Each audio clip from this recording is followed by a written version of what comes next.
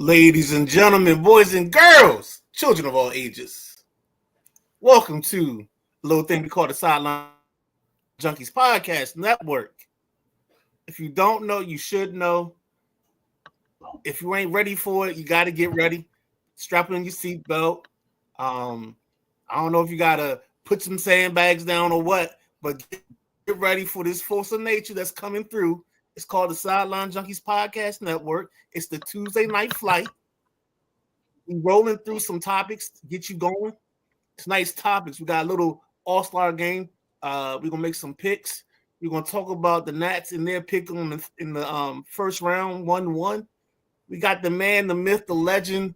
They call him the correspondent because he lets the people know. And it's provocative, so it gets everybody. We got the Commanders, some little news coming out of Commanders Town. We got some Summer League stuff. And then we're going to end it with a question of the day, talking about we're going to rank the divisions in the NFL. And then we end it with talk about Teddy Bridgewater. And with that being said, that is the roundup. But with that being said, I'm going to talk about the guys that's going to bring you the information. I got the man with the plan. They call him the gentleman Jack Carr. It's funny how everybody laughs when we call him the gentleman, but we won't let that pass. We got the big guy, KG. It's just the big guy, KG. He's the host. Then we got the correspondent, the man with the information. If you don't know it and you don't think about it, he's going to have it typed up and plugged up and pulled up by the time we get out of the segment. So just in case you forget something, don't worry about it. The correspondent got you. I'm the Midnight Rider. All right. I'm the guy. I'm the man. I do what I do. All right. What I tell people all the time when it comes to midnight, we do two things. We turn yesterday into today, and your tomorrow into today. So that's all we got to say. KG, take it away. Well, the Midnight Rider's feeling very poetic tonight, and I love it. I love when he's like that. I like it when you like that. Welcome to the Sideline Junkies Tuesday night flight. The Midnight Rider started it off right, so I'm going to continue it, and I'm going to ask, how's everybody feeling tonight? Good, man. Nice. I'm doing great. It's great to be back with you guys. Spend a little time with you, do a little catching up, talk a little ball. Mm-hmm. Talk a little golf, which I'm super excited about when we get to that part of the show. So good to see you boys. Yeah, good to see you. Because I got questions. I got questions that need answers. Good. So I'm glad you're here. All right. You had questions and you didn't even remember. Well, I thought I had another week or two, and I still got questions. I write my questions down. I feel you. Hey, I feel you. I got this question. Big guy, I feel you because this one crept up on me a little bit too, but I'm tuned up. I'm ready to go. I'm not gonna lie. If it wasn't for Matty Ice, I wouldn't have called you yesterday. Oh, really? Yeah, because Matty was all over. He was like, yeah, more than likely the fella's gonna have the correspondent on. I was like, there we go. That's why I like the little promotions we do. Everybody getting love across the shows helps everybody out, baby. Matty's got a great show. Real quick, I mean, I tune in whenever I can, and he well produced, super informative, especially when it comes to hockey. Like, I mean, he's got me bolted up pretty tight. It's really good content for sure. I think a lot of us have. I know I've paid more attention to hockey this season, especially the playoffs. Normally, once the cap's out, I might watch a game or two. Right. But nah, I stayed in the whole time. Then I also had to make sure I won the picks because I did win the picks. For the hockey fan. He got me too. I mean, 2 years ago, I think I said, look, I'm a playoff hockey guy. I just watch hockey in the playoffs. But I tell you, man, I took a year and a half with Matty. I know how to say Draisaitl. I mean, and if you the draft prep, and then the free agency stuff, like it's something that dude, it's comprehensive as hell, for sure. I don't know what I called him the first time. I think I said Draisaitl. I don't know how I pronounce it. And I do the same thing to Wimbledon too, Keith. I have a hard time pronouncing them foreign names sometimes, but it seems as though our listeners love it because they crack jokes on me in the comments about it. So I'm gonna continue to do it. I like it. Oh, Cookie. Well, I'm gonna say this: if you have not checked out Drive Time with Matty Ice from yesterday, please go check it out. Matty Ice put together a well put together show, but he also Yes, sir. showed some fire and some anger that I didn't even know he had locked away. Woo! Get to it. And when you get to it and you get down towards the end and he does the grind my gears segment, oh my goodness. When I tell you poetic justice, chef's kiss. Because he did the damn thing and I loved it. V Williams Yes, checking sir. in, saying hello. Hello, Miss V. Glad you could join us. Out of Bounds is checking in. Yes, yes. The boss BJ checking in from the road. What's up, EJ? J Dub checking in. What up, fellas? What's happening, Yeah. J Dub? Jack A. Jack Card checking in. Captain Jack, I mean, the gentleman Jack is the man with the plan. And Matty Ice himself is checking in. He said, I got a lot of great hockey names for him. No, thank you, Matty. Thank you. And also, Yep. after Matty's show, you could watch Pretenders or Contenders with Coach Devon. Yesterday he had Troy Gibson on from 7 Run Football, high school football. He also was joined by Augustus Parrish of Bowie High School football. So make sure you check. That's our Monday lineup. Always a doubleheader, baby. Now let's get into this. Sometimes it's a triple header. He also had an amazing co-host. Let's not leave the co-host out of this. Can't have peanut butter without the jelly, baby. I wasn't going to talk about you, but I was going to say what's up on Wednesday. So what's the difference? Just lay back and know your role. Sit back and know your role. And that's a problem too. You gotta talk about me more on Wednesdays too. So yeah, oh man, I wasn't trying to leave you out. Monday with we had some in the passenger seats to catch up with, but we will have tomorrow night 8 p.m.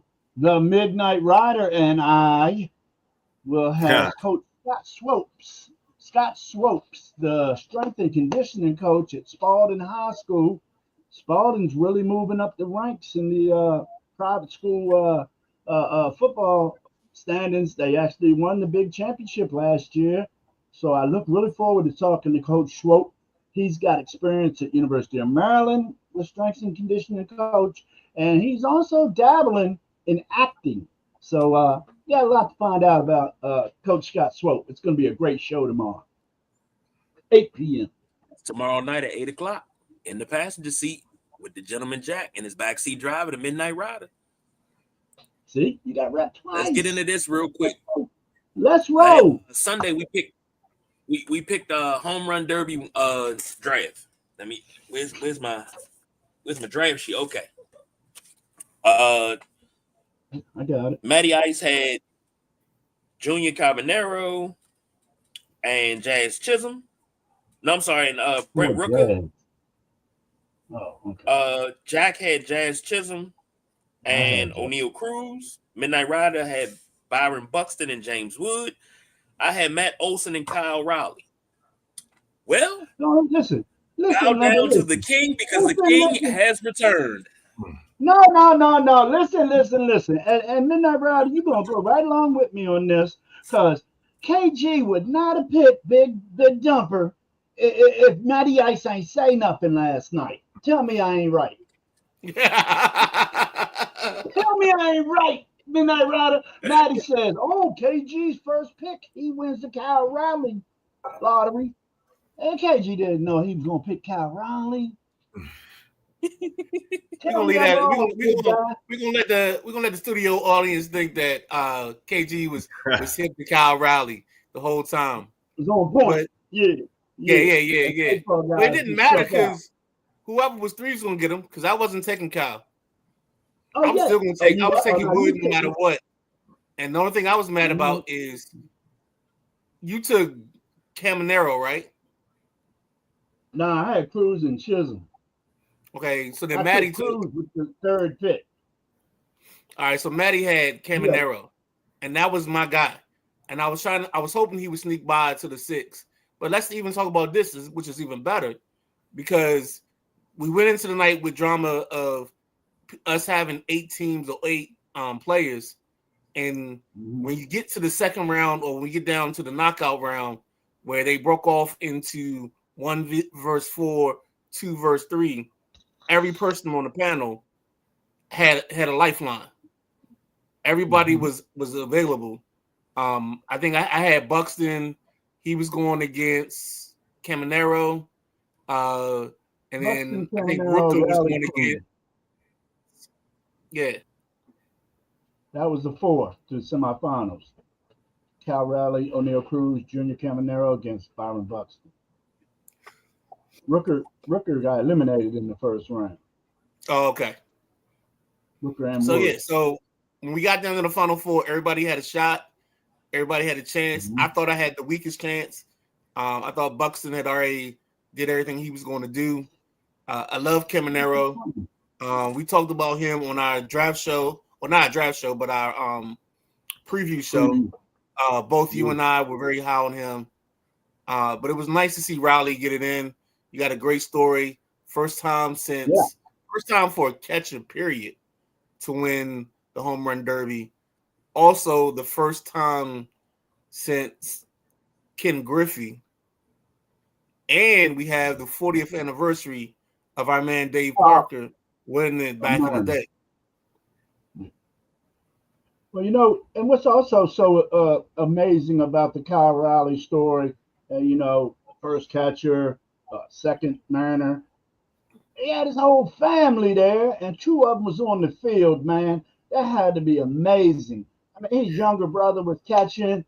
Cal would turn on one. His younger brother said, "That's right, get on it. He'd take a pitch. He'd say, go. He had his little brother in his ear the whole time, and Daddy O was grooving him. Dad used to coach college ball, and I'm sure he's coached Raleigh up since he was a youngin'. So the amazing part, and then you see his other brothers and his sisters and cousins and uncles and brothers and mothers thought they knew us, was up in the crowd. That was cool too. So I like the family. I mean, I know everybody had their families on the field, everybody had their little kids, but you know what else? When the Gatorade kid comes out with a towel and a Gatorade for the player, that's getting kind of overshadowed by not necessarily the Dominicans, but the Dominicans are the deepest. When they come out, they all go around their boy and towel them off and stuff. The little kid with the Gatorade and the towel, he's getting all knocked around. It's not really cool because those kids get selected for that job. It's not like they're getting paid.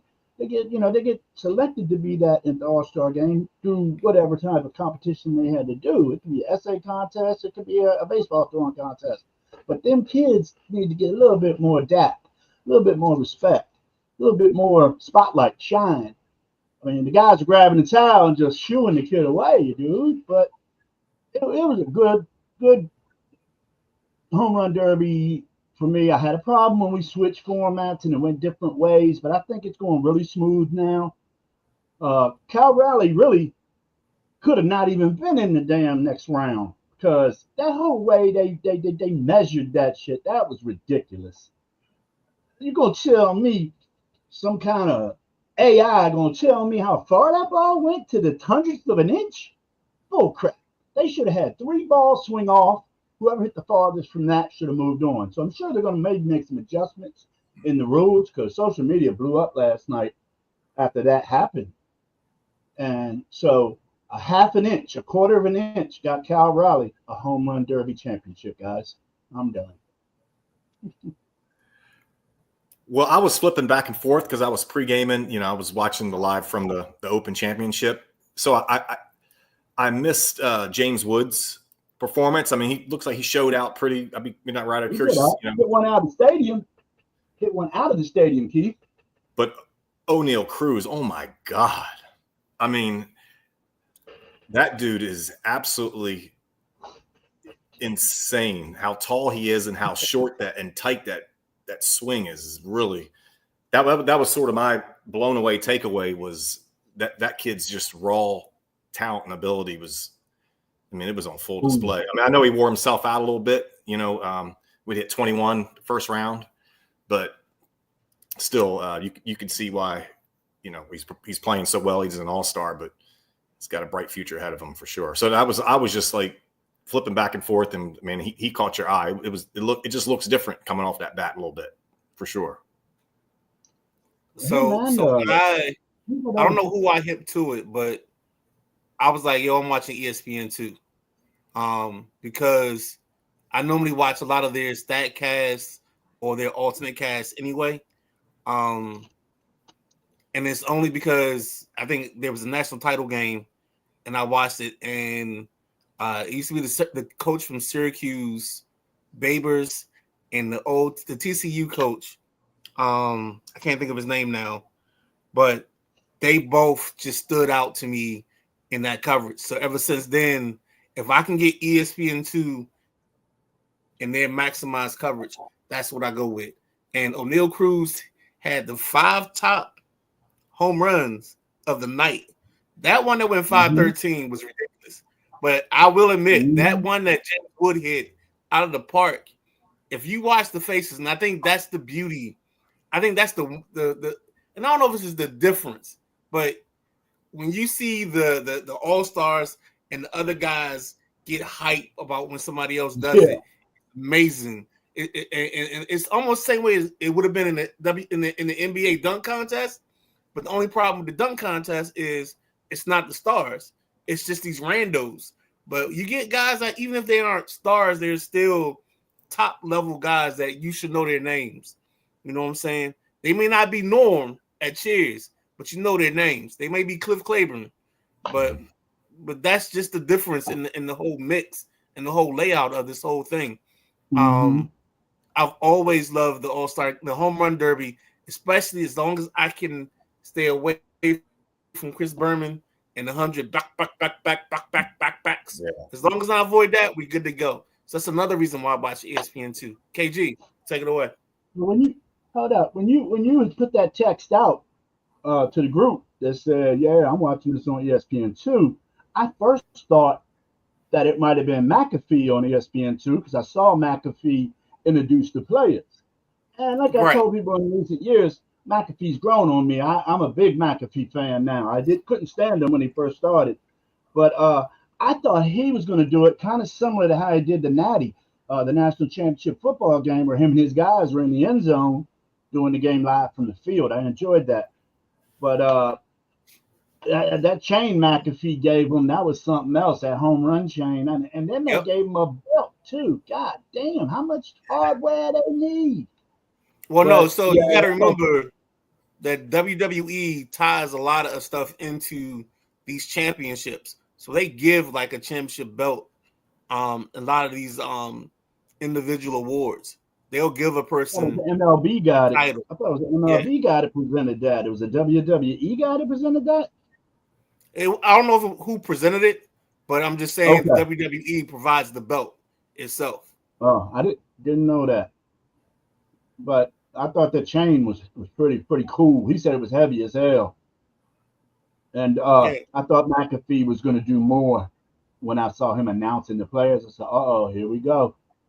And I missed today's McAfee show. I'm probably going to watch it after we're off the air. But, yep, all in all, I did enjoy the home run derby. And I tell you, I don't know if I ever told you the story about the time, because Cameron loves watching the home run derby with me since she was probably 3 or 4 years old.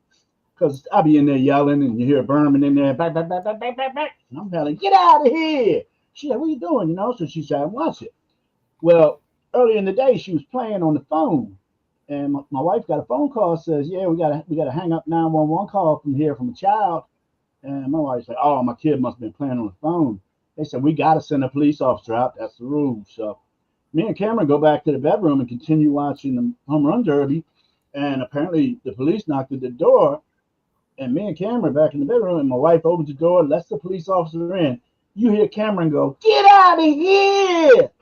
And the cop just looks like, what's that? And they're like, oh, believe it or not, they're watching the home run derby. So I had to bring Cameron out and me, and then I turned the TV on. I'm like, yeah, we're watching home run derby. I said, she plays on her play phone all the time. It looks like iPhone. So, it's cool the police do that, because you never know what a hang up 911 call could be.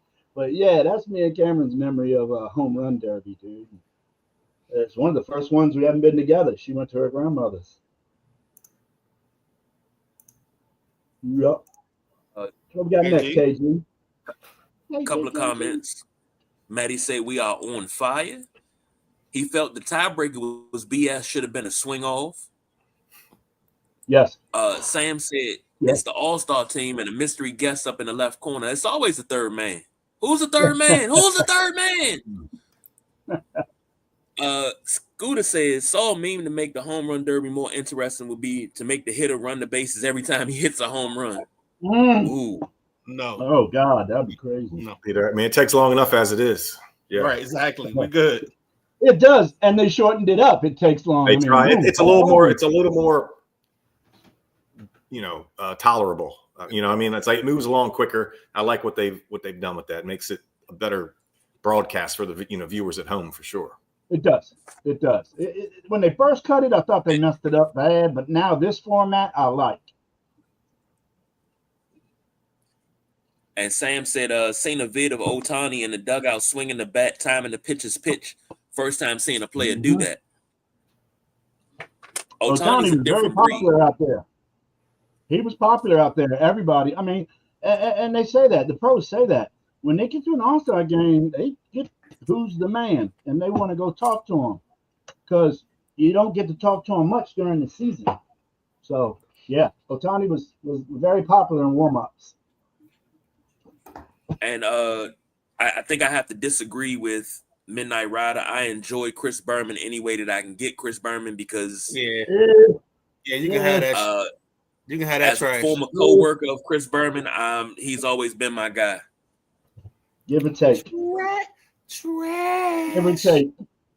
In his prime with Tom Jackson on prime time. Bingo. Yes. That's his wheelhouse. Andre Badman, Rising, Ricky Running Waters, all that stuff. I ate all that up. They throw him by any means necessary. I mean, time's up, man. He getting stale. Time's up. Scooter said, love Cliff Clavin. Okay. Yo, Cliff had the best thing because every time they get in the bar and they get quiet, he'd have the most random obscure fact that he just made up. Like there's no the good thing for Cliff was there was no Google back then when he was at Cheers. Ha. Mm-hmm. No AI. No. Where we on, man? Where we at? Well, we over at the MLB All-Star MVP picks. Pick two players tonight, gentlemen, that you feel are going to win the MVP.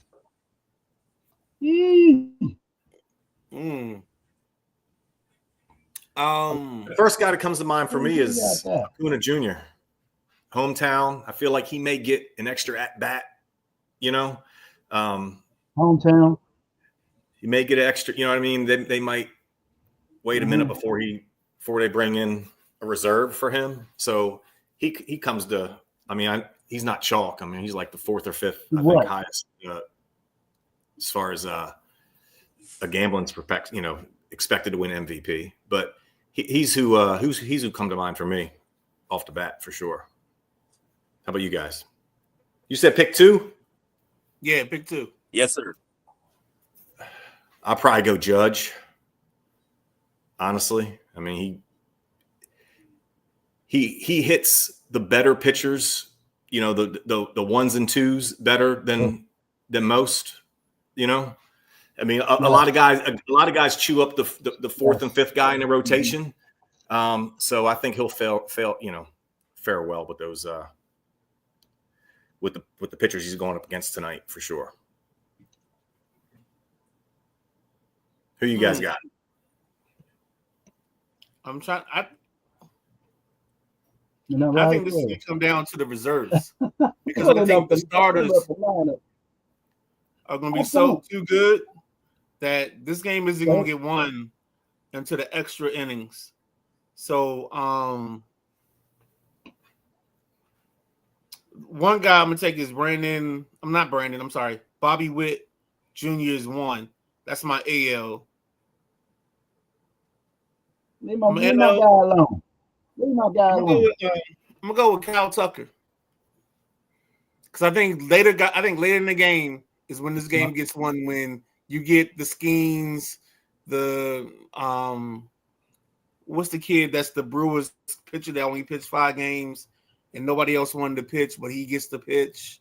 You get guys like that early on. I think when we get to the regular relievers is when we got a chance with this ball game to break open. I think it's gonna be a shutout early. Do you really? Go ahead. The pitchers are going to dominate. I say you think the pitchers are going to dominate. Yes. Is that pitcher from Milwaukee you talking about, Peralta? No. It's the kid with the hard to pronounce last name. Yeah, Mizorowski. Yeah, him. Jacob. Yeah. Okay, I didn't know he made it. That's good. That's good for him. He shouldn't be in, but he's in. I think they had a lot of issues with guys and the way schedules went, and he kind of became the best of the rest. Okay. Skeens is out here throwing heat. 100 mile an hour. MVP selection. They throwing 95 mile an hour breakers. Who wants to see that? I don't want to see a 90 mile an hour curveball, slider. But I'm gonna pick Big Vlad Guerrero. I got Vlad Guerrero. I like him because it looks like he's batting a little bit. Oh, that's not the order. Okay, this is not the batting order. I thought he was batting second. But I'll still stick with Vlad, and I'll jump over to National League, and I'm gonna go Manny Machado. I wanted to say Freddie Freeman because Freddie needs a pick-me-up for the next half of the season, and the MVP in the All-Star game would probably pick Freddie up, but I'm going to go Manny Machado and the big boy from Toronto. Well, I mean, if you want Freddie Freeman to get hot, all you got to do is put him in Nats Park, and he'll go 32 or 10. No, Freddie Freeman and Mookie Betts are both way down. I mean, it's nothing to be concerned about. They've done it before, like I say. So for LA to be where they're at with the pitching woes they have kind of surprises me, but they are the best team in baseball. Well, I'm going to go ahead and go with, of course, Aaron Judge. But if not Aaron Judge, Cal Raleigh. This will be his weekend. That's just my thoughts.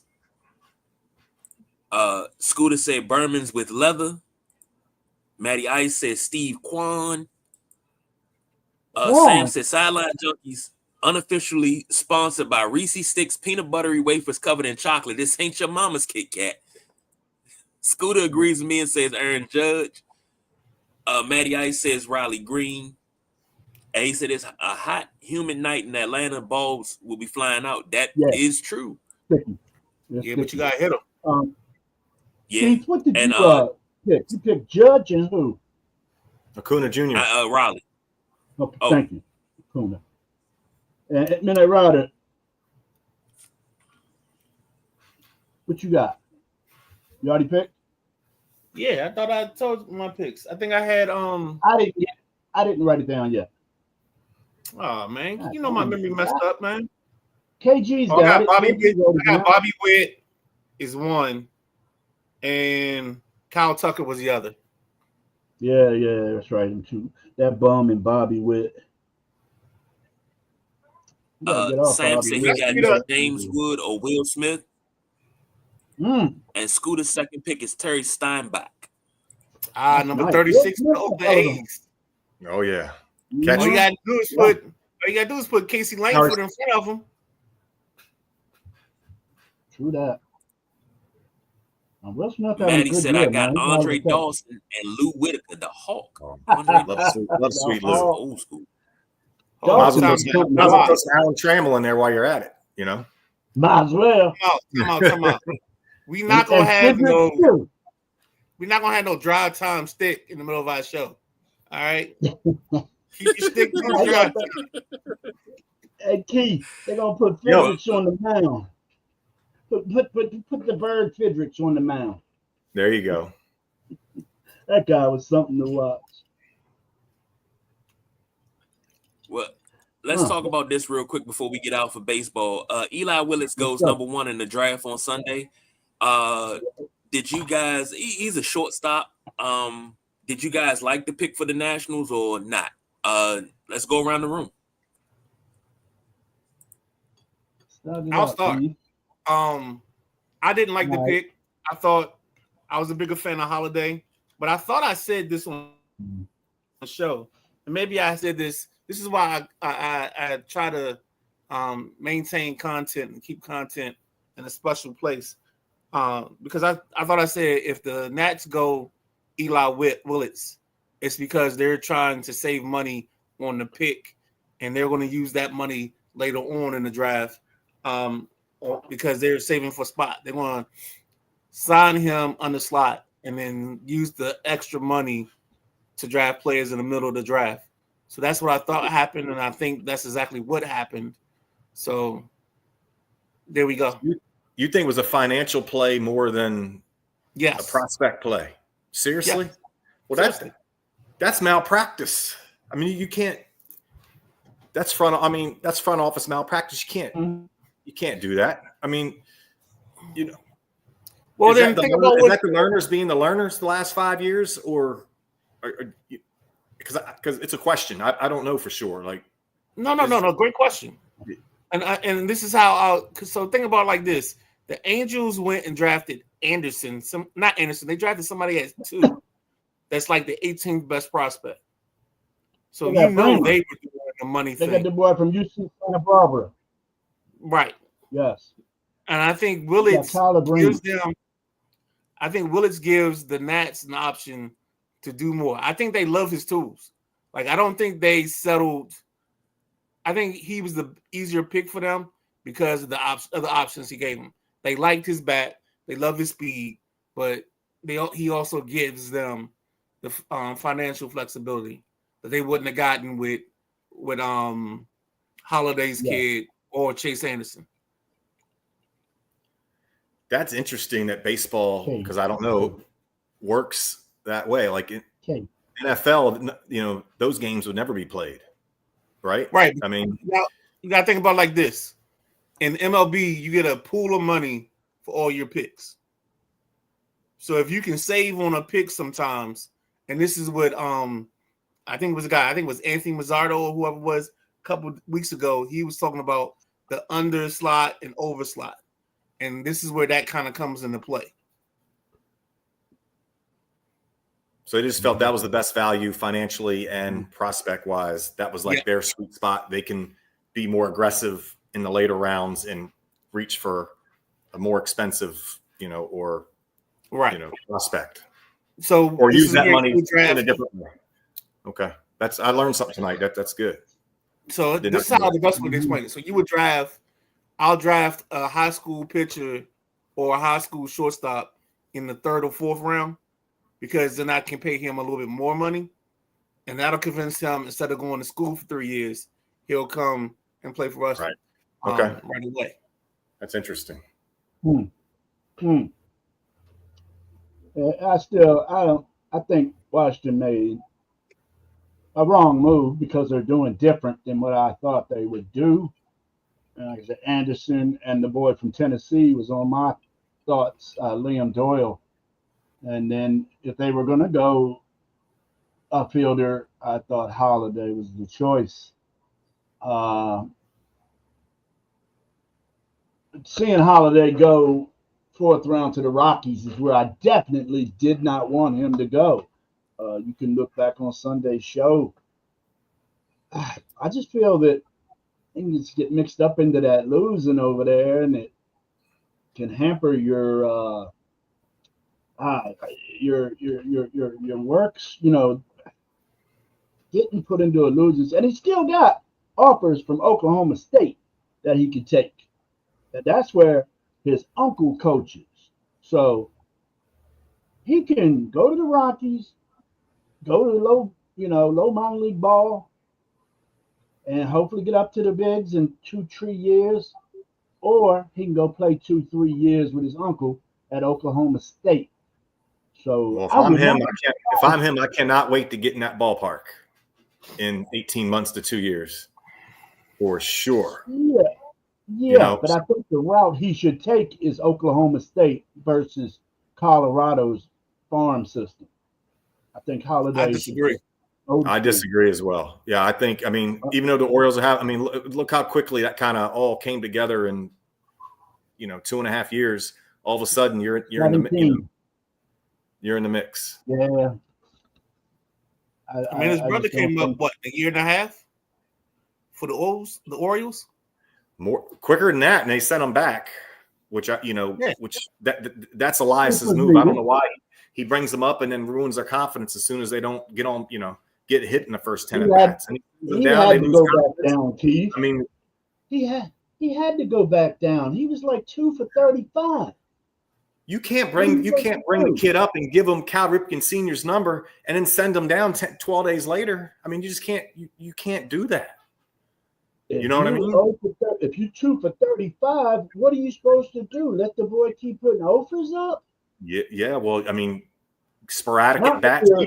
Keep him in the show. Keep him, in the routine of being a big leaguer.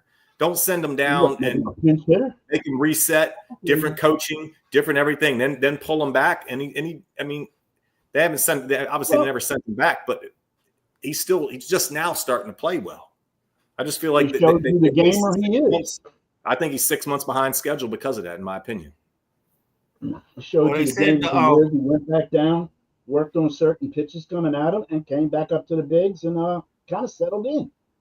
Well, we got a sample size. The same thing happened to Hurstead. Same things happened to Mayo. Send them up. If they don't flash in 10 days, send them down. I don't think Mayo's that good. You're talking now. I mean, one of the guys that I knew was going to be one of their better players was Stowers, and they sent him to Miami. But I thought they had to send him to Miami because you needed to get. You can't get talent without giving up talent. Mm-hmm. And that's the annoying. Like I watched somebody today on one of the baseball shows talk about Stowers. Like, the Orioles had to give him up because they have a glutton of position players, and they still do. And that's not going to change. But back to Holiday, the problem the Rockies had was they sold out for a couple players, and once they sold out, they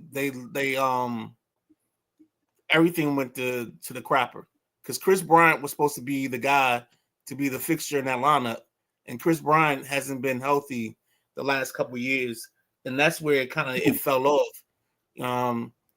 What's his name? Charlie Blackmon retires. So that's 2 of their big hitters or 2 of their big bats. And I think they just weren't ready to replace him.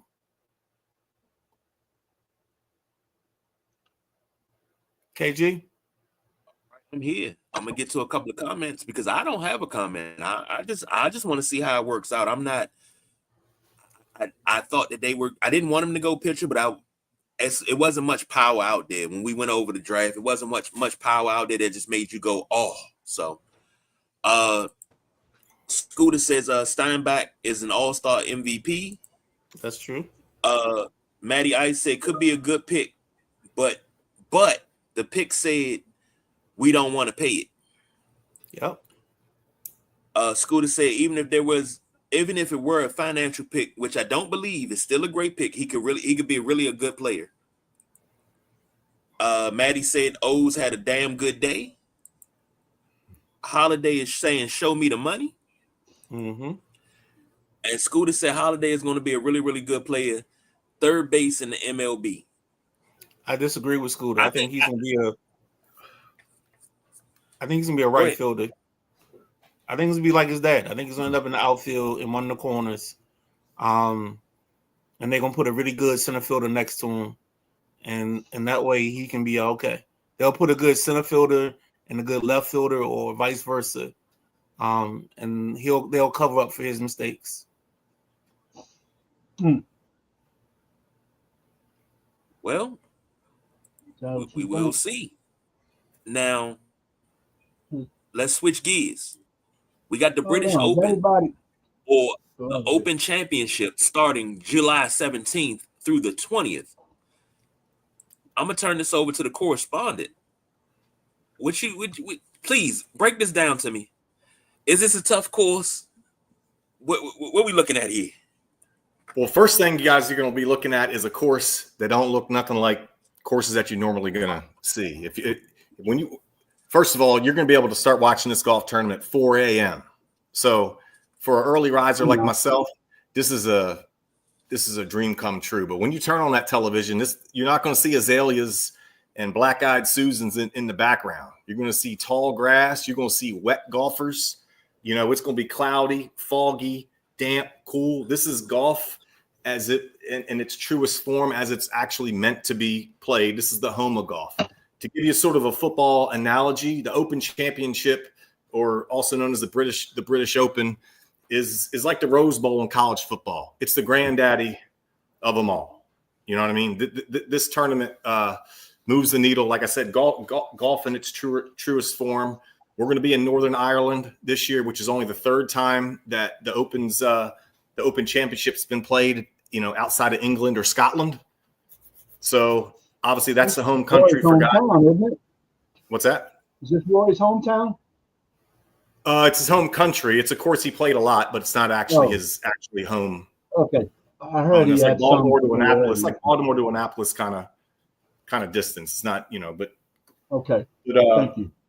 close enough. But Shane Lowry, who's a Open champion winner, that's his home country as well. He's a top 20 golfer in the world.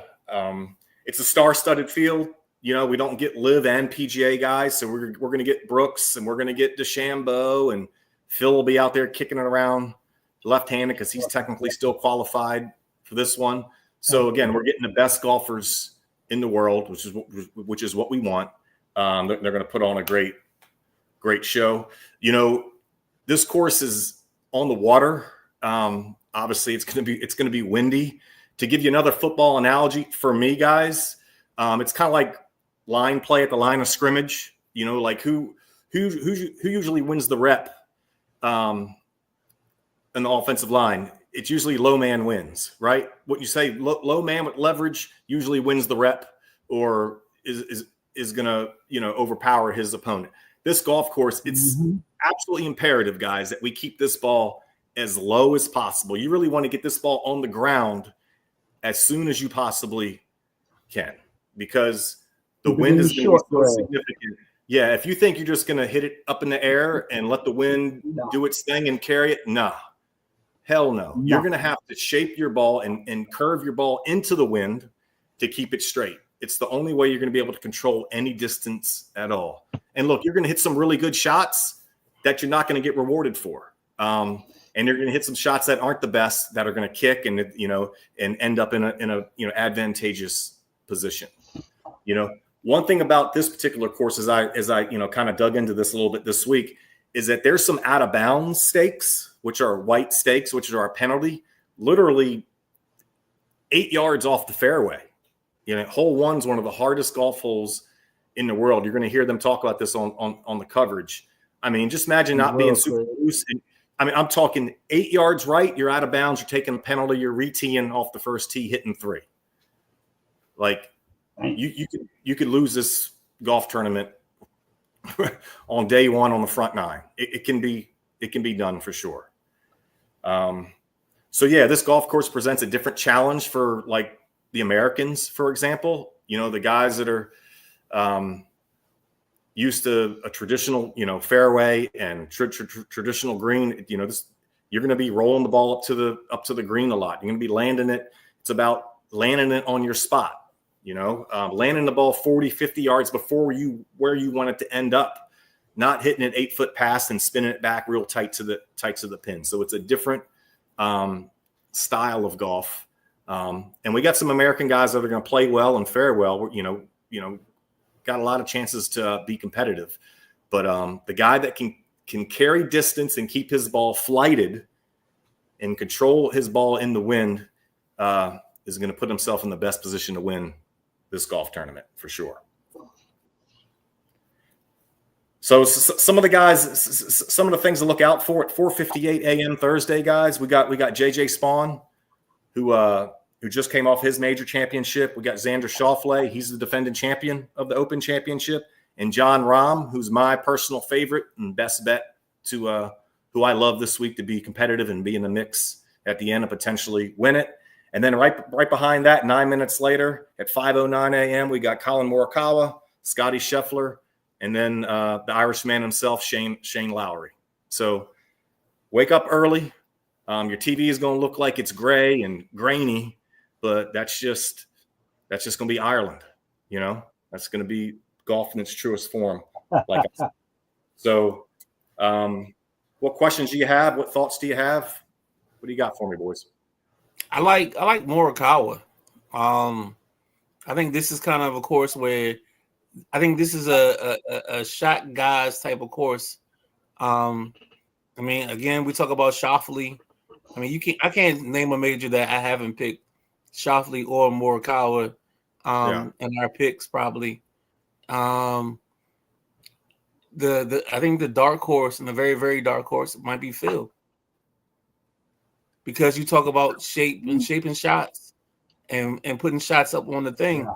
If Phil finds it for a weekend, you know what I'm saying? He can have his one shining moment. It's possible that Phil could be in the mix.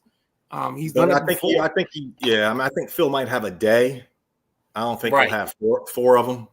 Right. For me, that's what it's going to take.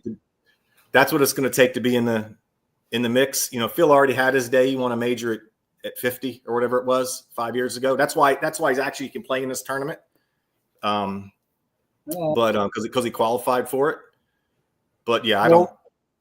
So if you remember the British, what was it? The British couple years ago, wasn't it Tom Watson that was in play all the way until the end? Yeah, it was 59. Yeah. Yeah. So that's why I say I think every now and then it could be a guy that's just skilled. And then again, this isn't like I'm not betting this pick. Yeah, no.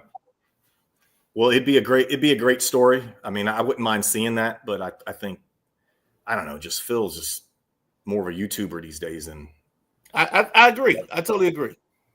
But we'll see. Let's see what he's got for sure.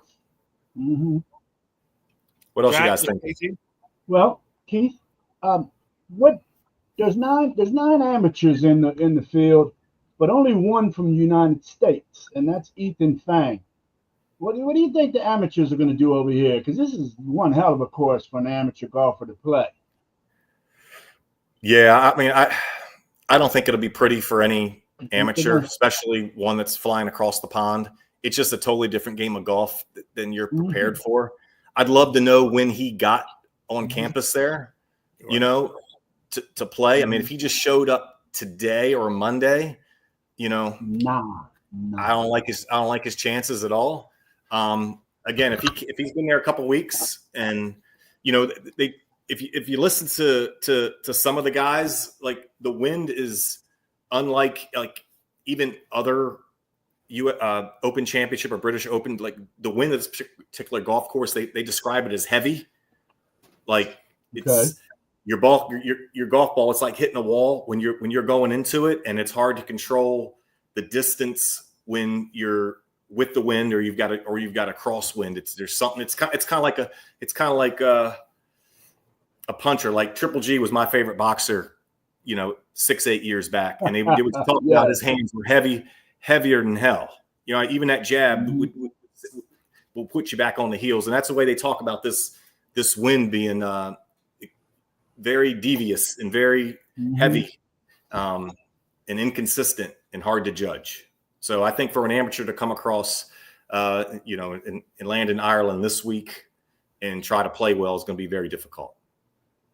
But congrats to the young man for qualifying, and I hope he plays well for sure. Definitely. Thank you for answering that. And I look to see Cantlay, Morikawa, Scheffler, and a possibility of Rory doing that Sweet Home Championship, you know. So Yeah. I look at them four to be near the top of the leaderboard throughout the Open. So Cantlay, Scheffler, Morikawa, and Rory. And three of those guys do shape the ball around golf courses, you know? Oh yeah. Rory's the one that's smashing the heck out of it. But I think Yeah, I don't Cantlay, know if Rory's gonna, Rory's weird like that. Like we saw him, choke off the Masters and still get lucky. I don't know if the pressure of being home is gonna propel him to perform at his absolute best, or if it's gonna be too much to handle like it has proven to be in the past. It would be a little bit older. a little bit older, a little bit now. more mature. He does hit the ball real high, which concerns me a little bit. What do you think about them four I listed as possibles for tops of leaderboard? You said Morikawa was one of them? Morikawa, Cantlay, Scheffler, and McIlroy. Well, Scotty's the chalk, so it's hard to not like him. But Midnight Rider said Morikawa as well. I think Morikawa last week at the Scottish. So some guys have been over there for 2 weeks. He was more accurate last week. He didn't win the golf tournament, but he was more accurate than the rest of the field with his 6-iron than others' 9-iron. So he's hitting the ball closer to the hole. He's an incredible iron player. Can Colin roll the rock and get the ball in the hole and make those critical 4, 5, and 6 foot pars that it's going to take? People don't realize this. Wind affects putts. Oh, it does. Oh, yeah. 100%. So sometimes it's luck. Sometimes it's being able to judge that wind, that local knowledge there. Rory and Lowry, McIntyre are going to have could be the difference, What's a ball weigh? What's a golf ball weigh? 1.5 ounces? Yeah, I'm not sure what a golf ball. I know. I never knew either. I mean, dimples are on a golf ball, though, don't you?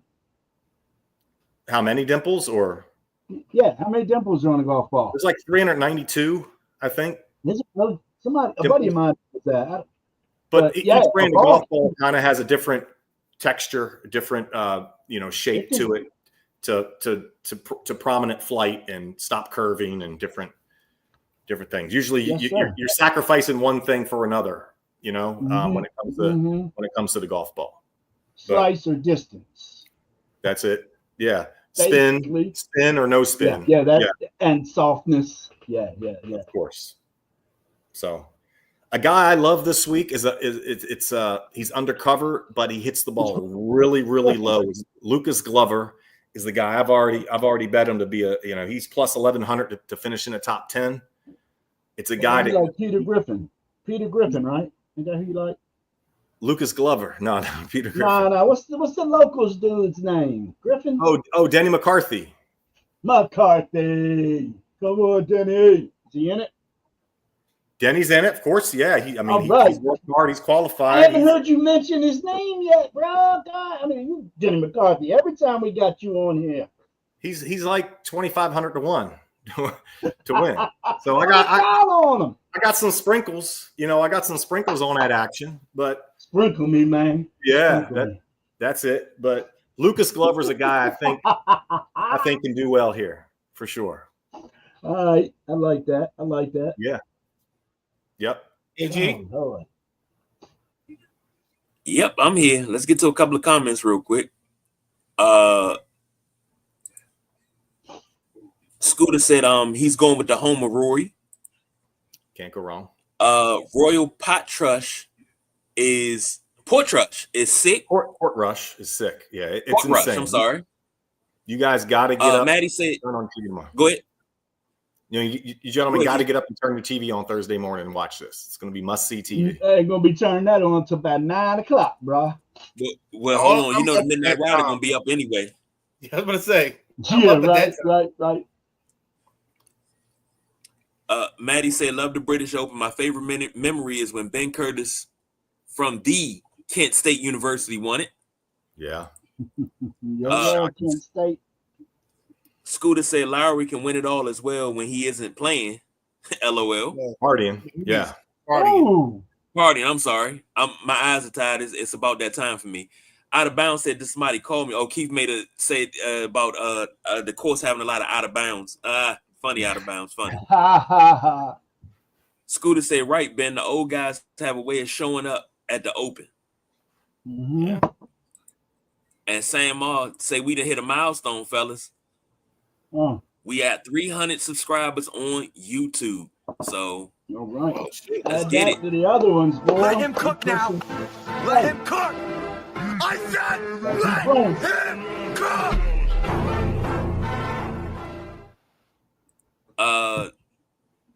Next up, Maddie says, what do you think will be the cut line winning school? Ooh. I see somebody else listed the cut line down below. I think they have Scooter did. That. Yeah, let's get to that, and then we'll all say what we think the cut's going to be. Scooter said, Maddie Kalen +3 cut, +1 to win. I don't think so. What do you think, Keith? The weather's gonna be bad, man. I think it's going to be -3 to win. I think +5 is the cut. I think we're gonna have. I think this is gonna be like U.S. Open-esque, where the scores are gonna be very low. I'm thinking +2. I mean -2, -3 wins.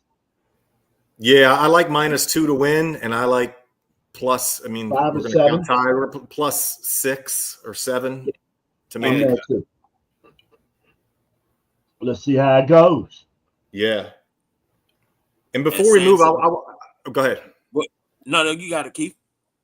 No, when we're done with the Open Championship, I just want to see something about golf, the golf landscape as a whole. No.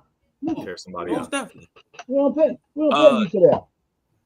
Sam said the correspondent got to get Roy on the phone and tell him not to hit the ball high. He'll listen. I don't know. Roy does whatever the hell Roy wants. Correspondent got to stop talking about Roy, man. Them people out there in the internet land. Woo! Did you see them giving you some heat? Yeah, man. I've been taking it on the shit. One, yeah. You +27 golfer, they was calling you. No, we know better than that. That was good stuff. I can prove that now, for sure. Oh, I told him. Bring the clubs. Bring the clubs, for sure.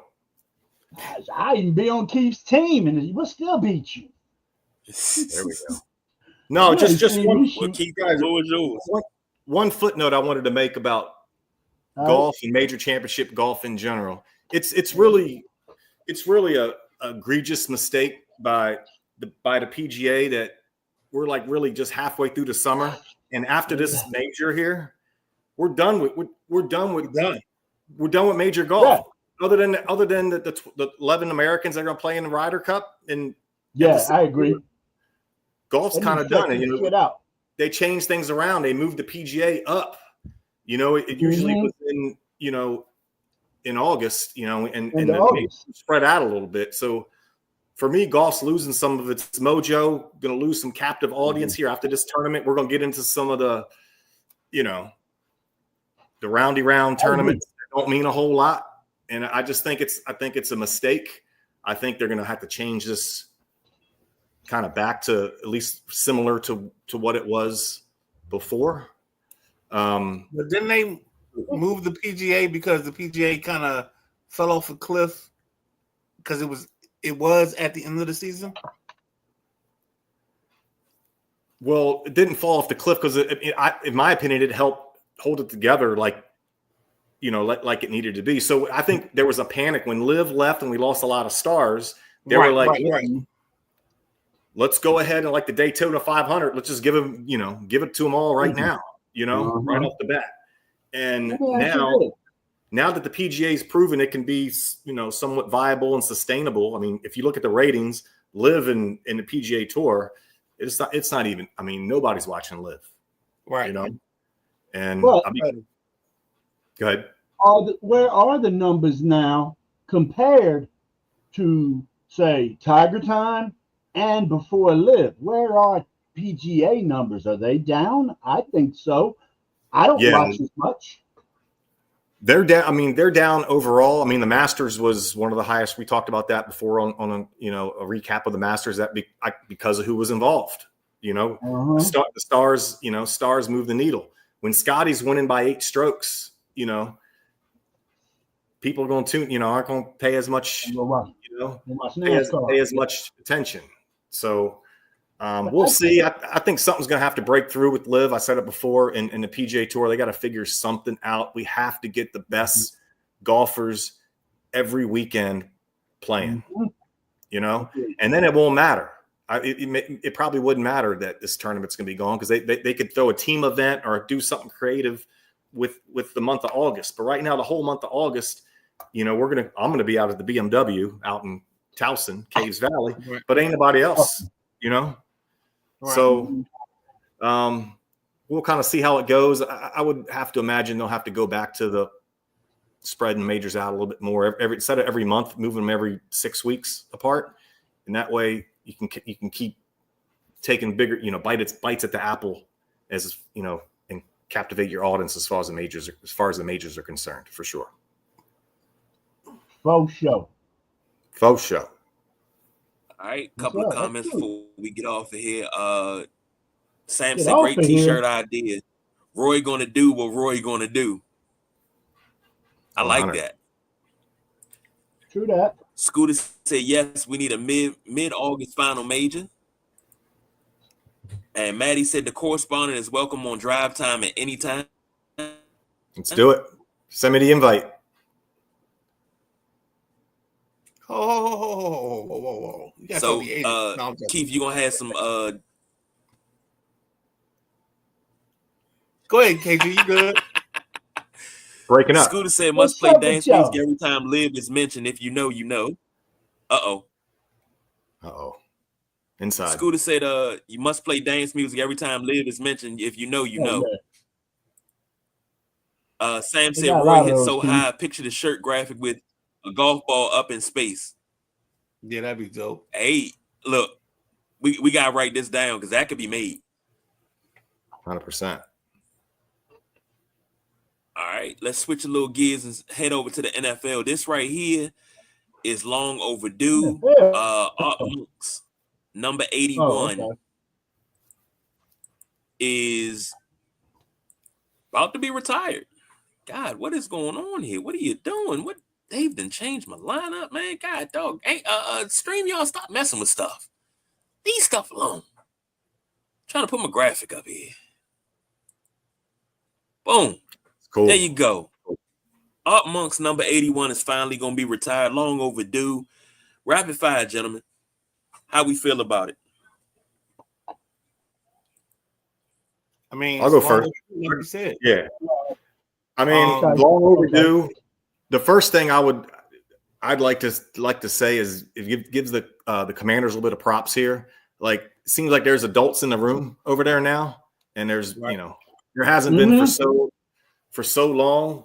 The content that their social media groups putting together is on point. You know, it's shot well. The content is good. Unlike years past, I feel like we're a viable, you know, team on and off the field to steal Bruce Allen, you know, winning off the field comment. But winning off the field. Yeah, I mean, Art's an all-time great and a legend, and you know, he did it the right way, on the field and off.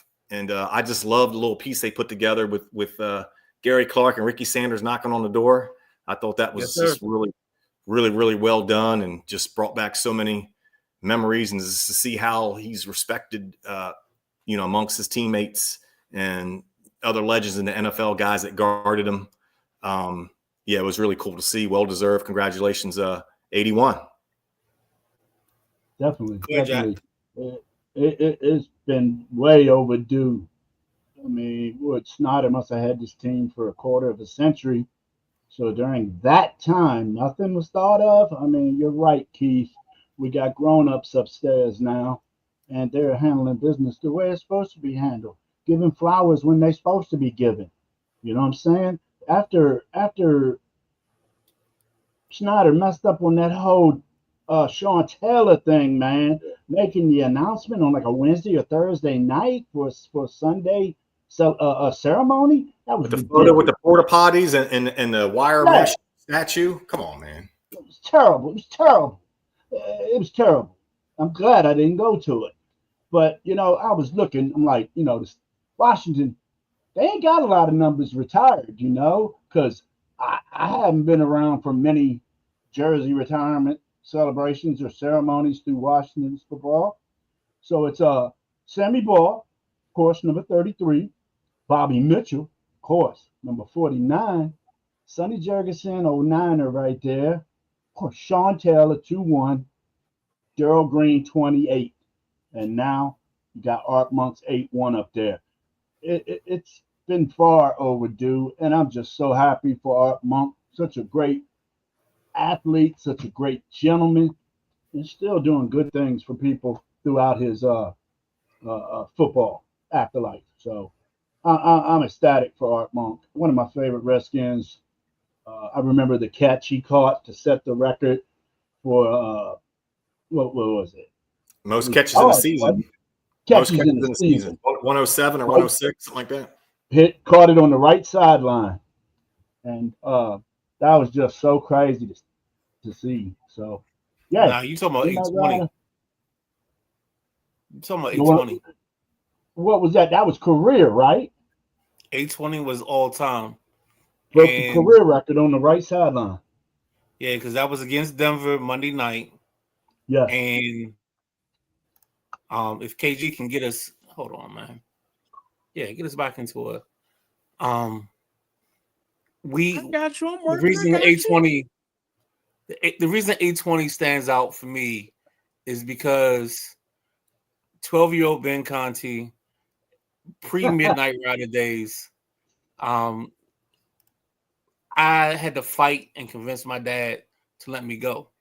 Like, he was like, yeah, we got a ticket for you, but I don't know if you should go.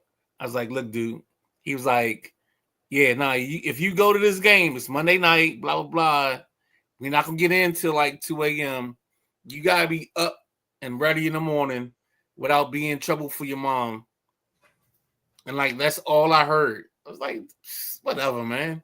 So he was like, all right, I'll give you the okay.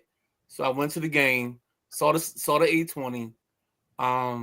Next morning, I was up ahead of time and moving around because, like, you get that speech from your dad, and you guys know your dad, when your dad stick his neck on the line for you, he like, look.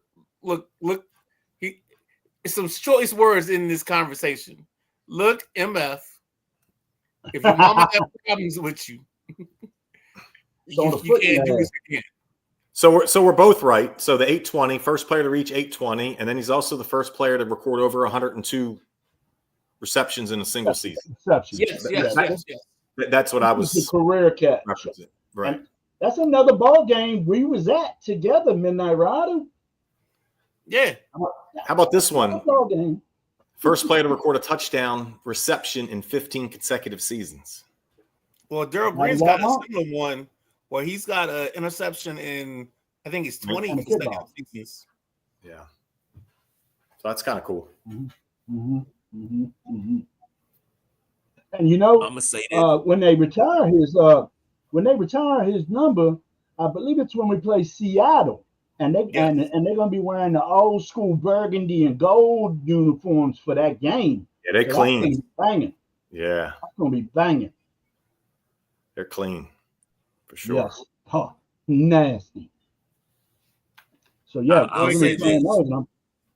I feel like this is long overdue. I've been an Art Monk fan my whole entire life. Art Monk and Daryl Green were my consistents, and I've been an Art Monk fan my whole life. Wasn't flashy, didn't talk a lot, but one thing I know is that when you needed a first down or a clutch catch, you look for 81 James Arthur Monk. That's who you look for.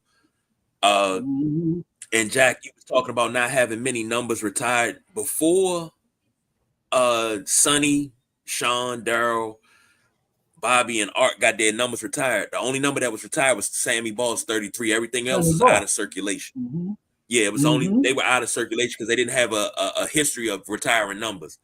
Joe Theismann's 7, Charlie Taylor's 42, Larry Brown's 43, Riggins 44, Dave Butts 65, and Sam Huff 70 are all out of circulation. So all of those are going to be retired before anything else. Well, I was going to say, who's going to be next? Is it going to be 7 or is it going to be 44? Oh no, I think I think it's 44. I think you have You to do do 44 before next. 42.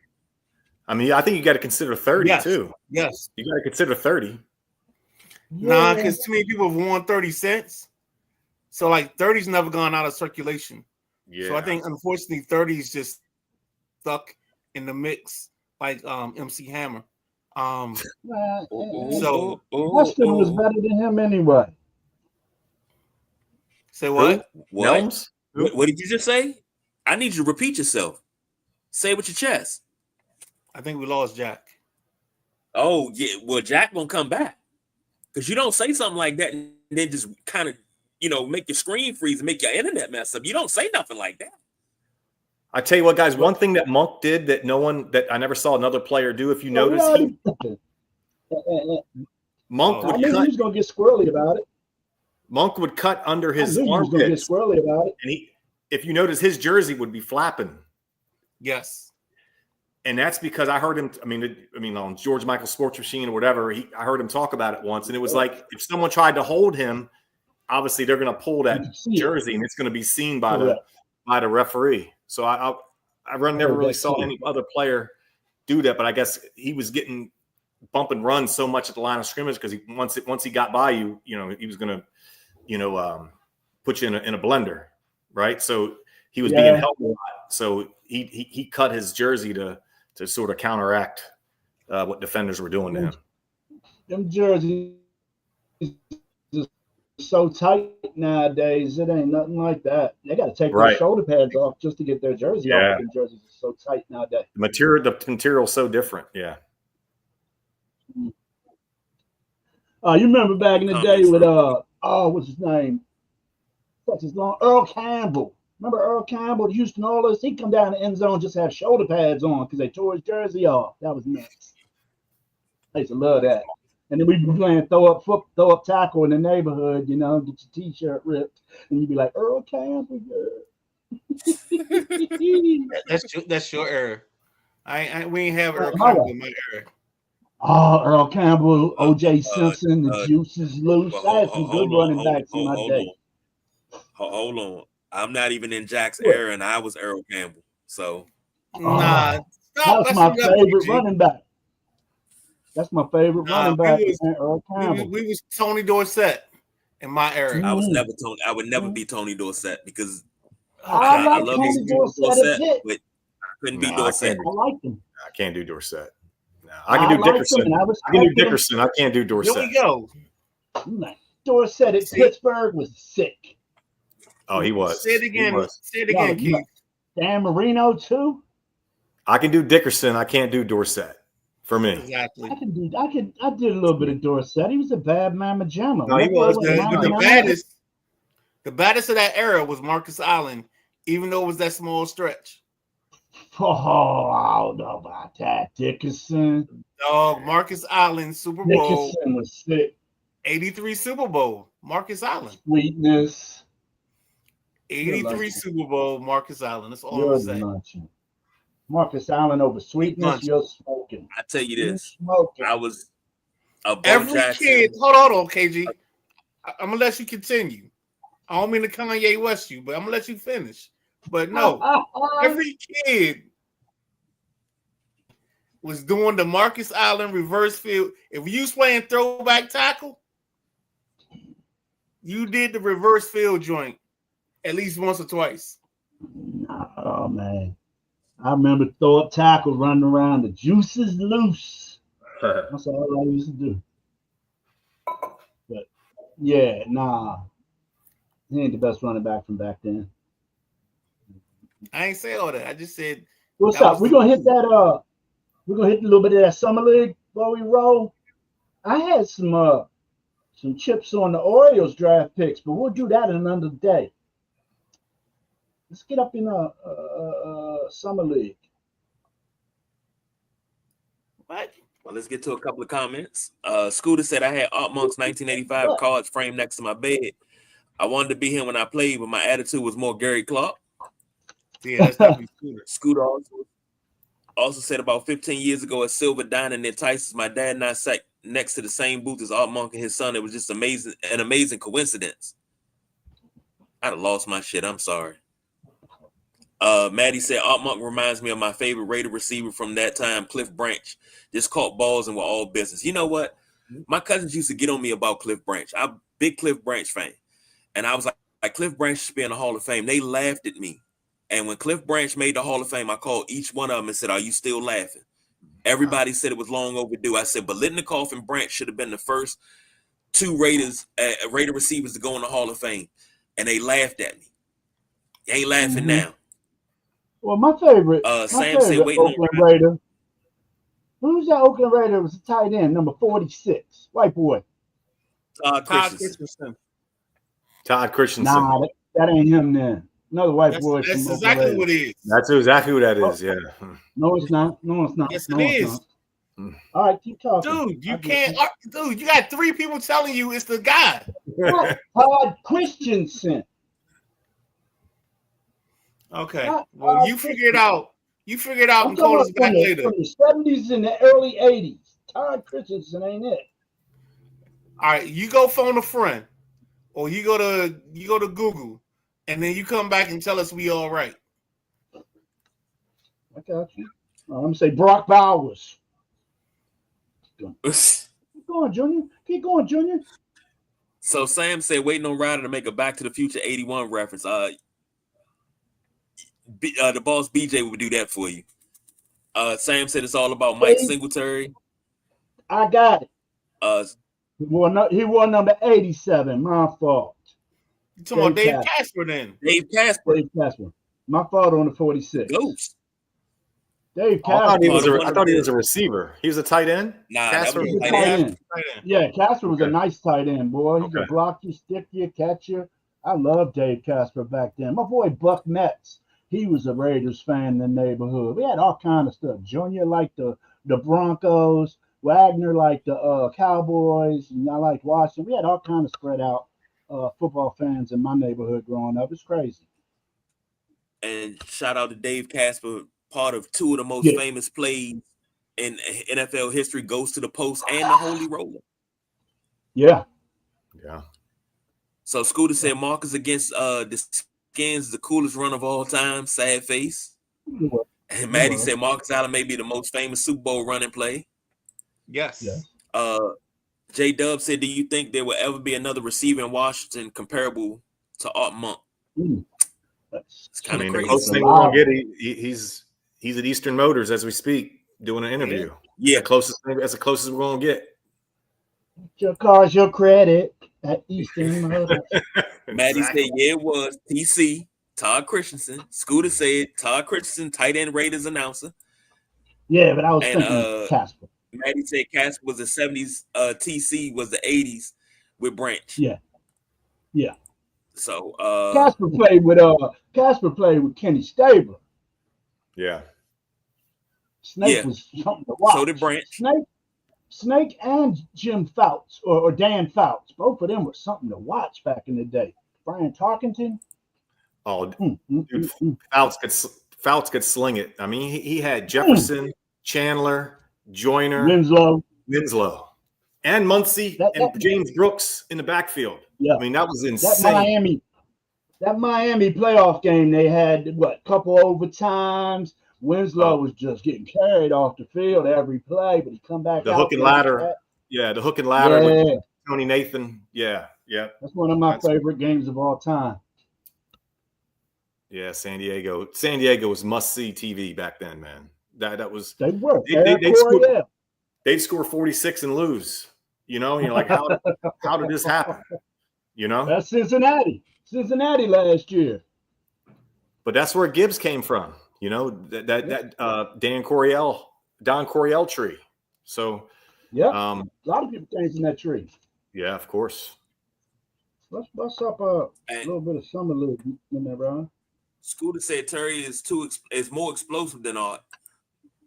And Maddie said Snake could out-trick an NFL player now and then. I agree with that. He said he studied the playbook by the light of the jukebox. He could not drink John Riggins, man. Riggo used to get crashed, boy. Then he'd have his interview at the locker room, and there'd be a fifth of Jack up on the damn locker, and he's holding a Budweiser in the interview, man. It was nuts. I think the whole offensive line with Bostic and Grimm and Jacoby, McKenzie and Stark, Don Warren too. They're all just They told me stories, man, because I go to this event down here, the Mickey Steele, and I talked to all them. Bostic told me this story about they be sitting in the ice tubs, you know, after the game, and they got Coke cups that say Coke, like stadium cups, and they got beer in the ice box way in the bottom. So they would hide it in there, and they sitting in the ice box in the chillers, just drinking beer. Coach comes down, and he caught them with all their beers and stuff. It was hilarious. And the same thing happened in the 70s with Coach George Allen and Ron McDowell and Pat Fisher. Told me the same story that Bostic told me in different generations of Redskin football. Ain't that funny? The over the hill gang, yeah. All of y'all got to come down here next May and attend that event with me, man. It's crazy. Right. I mean, a couple baseball players. Scotty Erickson was there. I think that dude Wilson from the Capitals was there this year. And, man, all kind of risky. I mean, Mark Rippon's running around. He's a big like MC, fan celebrity of this Mickey Steele tournament. They do a poker tournament on Thursday and a golf tournament on Friday. It's a great event. Is that at Queenstown? Jack, is that at Queenstown? I think that's at Queenstown Harbor, right? Okay. Yes, sir. Yes, both. The lakes and the river. They fill up both. Got it. Okay. That's sweet. It's a great event, man. If you're dealing with lakes and rivers, what you don't want to do is go chasing waterfalls. So don't go chasing waterfalls. Man, all right, let's get on a little bit of Summer League, and then we got to crash on out of here, don't we, KG? It's past your bedtime. Well, we had some things to take care of, but I mean, I'm trying to move you along, and you know, y'all keep pulling the cord and stopping the train. What y'all want me to hold on for? Jack, slow down, Jack. Last thing on the slate. Last thing on the slate. Jack. Last thing on the slate. No, it's not. You got to go back. KG. Bing, bing, bing, bing, bing. Oh, God. Why do okay. I just sit back here. I'm good. Scooter said Stable was a Theismann before Theismann. And I love Theismann. He's great in Cannonball Run, too. Quickly. Stable ain't nothing like Theismann. Terry McLaurin press conference. Terry still ain't signed a contract. He says he wants to be here. He doesn't want to be traded, but it takes two to tango was what came out of that. Really quick, do we think that this contract is going to be signed before camp starts next week? Yeah. I think this whole Terry thing was Terry trying to put the narrative out there and put pressure on the team. So that's what it was. It was his version of just trying to put his thought process out there, and hopefully the team would come back and have to fight back against the people. But I think this was him ingratiating himself to the people. Personally, this was my theory. Everybody else can have theirs, and who wants to go next? I want to go next because I disagree with you. I didn't see it. I listened to it when it was, on the radio while it was happening. And I just thought he colored just too far out the lines. I mean, if I'm the team listening to him, go through all that and he's talking to the players. I mean, it was hard. It's not like he didn't mean it, but I feel like he should have been telling these things through his agent to the team more. It just seemed like he was talking business around the business, Right. And I'm always trying to get things done. I want him to be here. I mean, he's making a case that he's a young 30, he's a young 29 because he didn't play his first year. Like they know that. I mean, they know they've tracked every rep, Terry, that that you have. What Terry didn't say if the number that he wants is reasonable or not. That's the one thing he didn't say. Right. So, not asking for, I want him on the team. I want him to get paid what he's worth, and I don't want to overpay. And I can see he is under contract, for this year. It's not like, He's under contract. So anyway, I thought he colored out the lines a little bit. I hope this deal gets done. I'm less. I think we'll be a couple days into camp before it gets done. We'll be into camp before it gets done. That's my opinion. Yeah.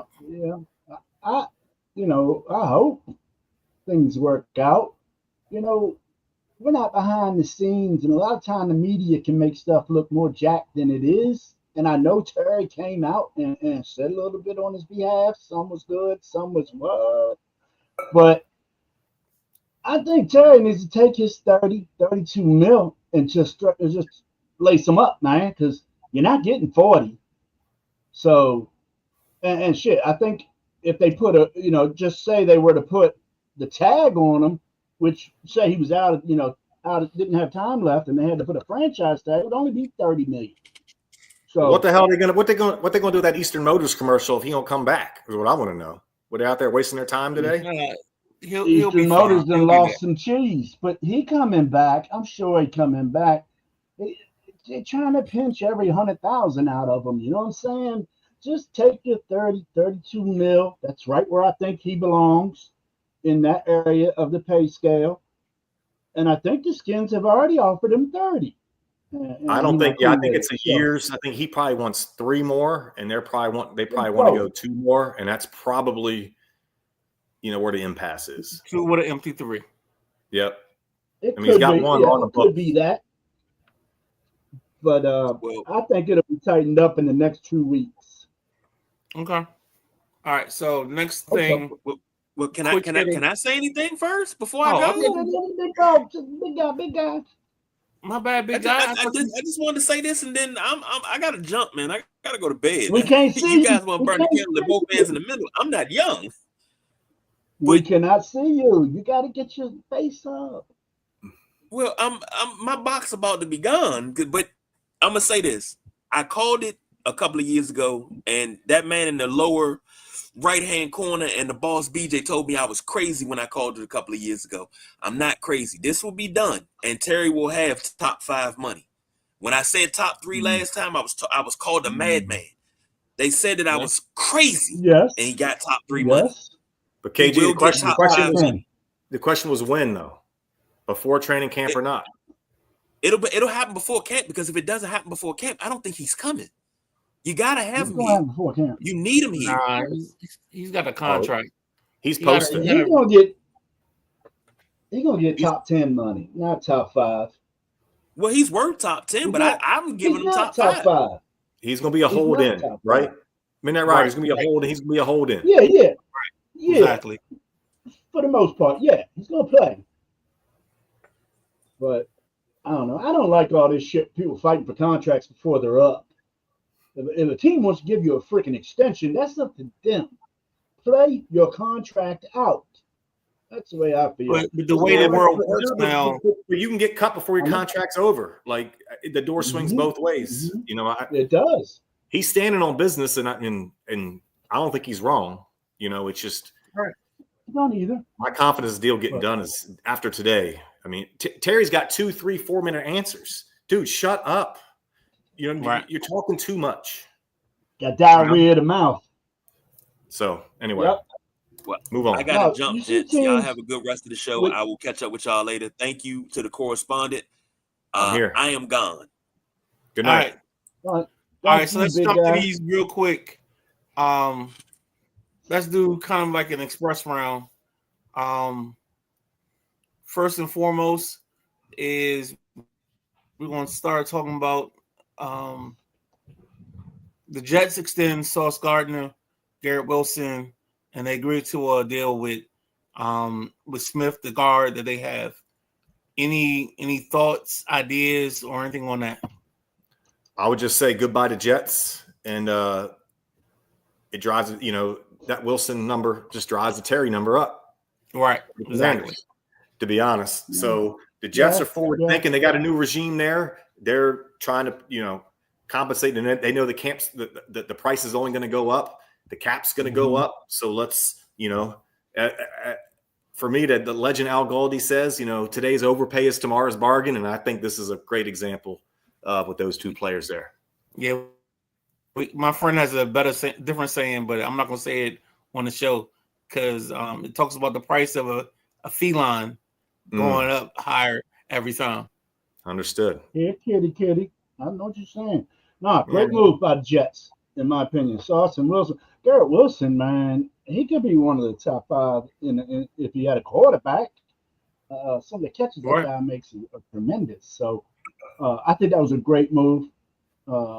Chiefs going to do what they're going to do. Good move by them, too. All right, cool. NFL rankings of the divisions. Shit, I ain't do that. All right, then don't worry about it. Let's say that for Thursday.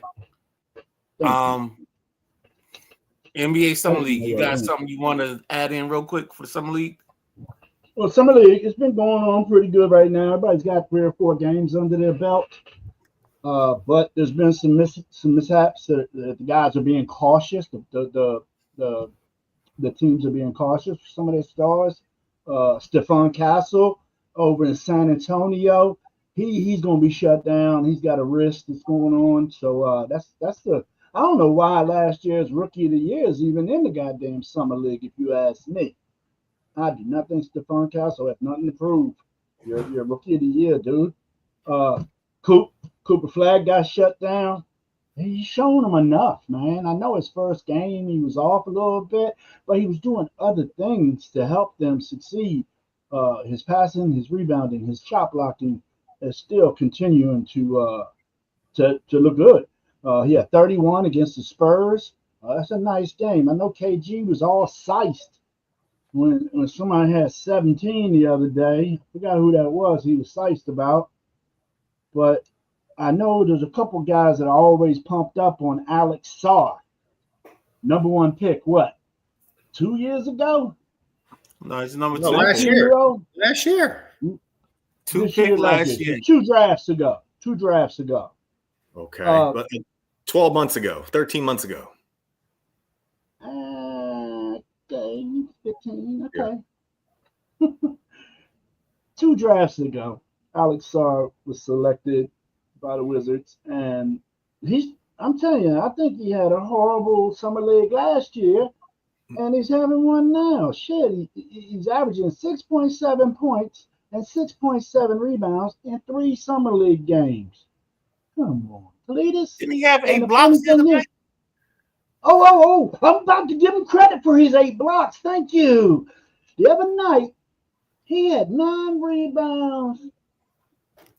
No, he had some blocks the other night, though. There wasn't the 8-block game. That 8-block game. No. But the other night, he had 9 rebounds, 3 assists, and 3 blocks in 30 minutes.